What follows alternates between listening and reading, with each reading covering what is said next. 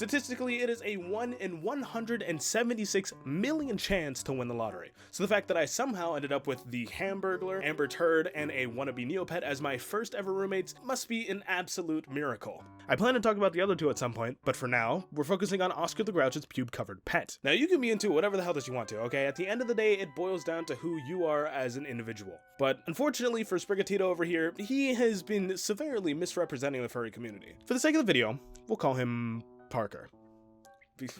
Because it rhymes with Barker. When I first met the guy, I could tell that the vibes were a little weird. Parker was your classic hardcore gamer shut-in type of guy, but he was polite and he liked anime, so in the beginning I had high hopes for him. That wasn't until later that evening. I was sitting on the couch, watching some YouTube videos, when all of a sudden, through my noise-canceling headphones, I hear, "God damn it, kid, what the f***? Why the hell would you team kill me, you piece of dog shit? Go ahead and go drink your dog water, you shit." Accompanied by the slamming of a desk. Now, naturally, my first instinct was, this ain't no Scooby-Doo, I'm not investigating shit. It's coming from my room, isn't it? As I crept down the hall to investigate, I was brainstorming different ideas as to what could possibly be causing this man to act such a fool. League of Legends? Overwatch? Well, both would be understandable, but they're also dead wrong. Yo, Parker, is everything okay? Yeah, sorry about that. Just got a little frustrated. A little frustrated? This tennis ball colored Tanuki could outyell a Boeing 747 taking off at full speed. With every syllable, our already decaying dorm building would buckle under the weight of this man's rage. Sorry about that. I'll try to keep it down. It's all good, dude. Sometimes Overwatch makes me want to cut off my Flappin' Flotsam, what's that?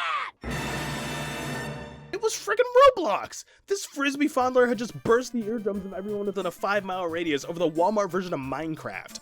But it gets worse. As he turns back around to continue playing, I am graced with a view of his avatar. Now, if the fact that he was already raging over Roblox isn't bad enough for you, his avatar was rocking wolf ears and a wolf tail. It was at this point that I realized the universe had chosen me specifically to bend over and hand deliver a gift-wrapped gamer-raging furry. Now, I know what you're thinking. How could this possibly get any worse? Well, as previously mentioned, Parker is chronically online. Aside from going to class, I can think of maybe 2 instances where he wasn't desperately clinging to his desk for dear life, wasting away every moment, every second of his existence playing frickin' Stardew Valley. And both of them were initiated, we'll say, by his brother, forcibly dragging him outside to touch grass. He was always either in some sort of Discord call, playing some obscure indie game, or watching YouTube videos. And because of this, he would constantly be wearing headphones and listening to whatever at max volume. So, about a week later, after a long day of getting PowerPointed to death in class, I saunter into my room. Hey, Parker. Parker? As I reach out to tap the guy on the shoulder, I stop, dead in my tracks. This man was building his own cat. Like, this man was doing Build-A-Bear with no stuffed animal, which, weird as all hell, dude. I marinated in what I had just seen for a moment, and then I slowly retracted my hand. I don't know why, but do you remember when you were younger and you had a school project due the next day? And it was like 11 o'clock at night and you had to ask your mom to go get poster board? Yeah, it was that kind of feeling.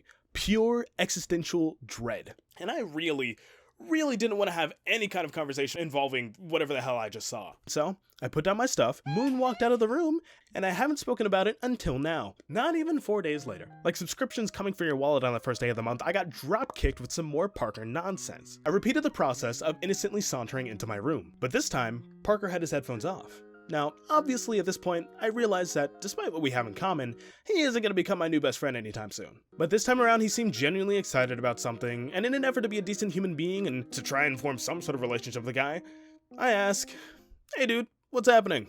Ooh, come here, you want to see something cool? Sure, what's up? Check this out, I just finished making my character for an upcoming campaign. Hell yeah, dude, I love D&D. Oh, that's interesting. Is that a tabaxi? It's a protogen. My friend shared this really cool artwork with me, see? It's my version of this thing.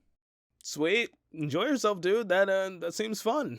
After violently searching for the nearest bottle of bleach to wash my eyes out with, to no avail, I had to accept my fate. Oh, but my poor, innocent viewer, did you think that was the end? You thought the universe was done telling me to grab my ankles and take it? Well, unfortunately, you are very wrong. At the end of the school year, as I'm packing up my stuff and taking my posters off the wall, I notice a peculiar arrangement of boxes under Parker's bed. Now, from the angle that I was standing, and the position of the boxes super far under the bed, I couldn't really make out anything too crazy. But from what I could see, there was some tennis ball green something poking out from under one of the lids. At this point, I had survived my other roommate defecating in my bed, so I was prepared for anything. Not wanting to violate the man's privacy, I go over to the bed, grab the edge, Michael Jackson leaned forward and leered into the shadowy aura beneath Count Yves-Salat's bed. There, poorly tucked away, was what looked to be a collar and or leash of some sort, accompanied by an overwhelming amount of green and white fur. All I have to say is I'm glad I never caught him wearing any of it.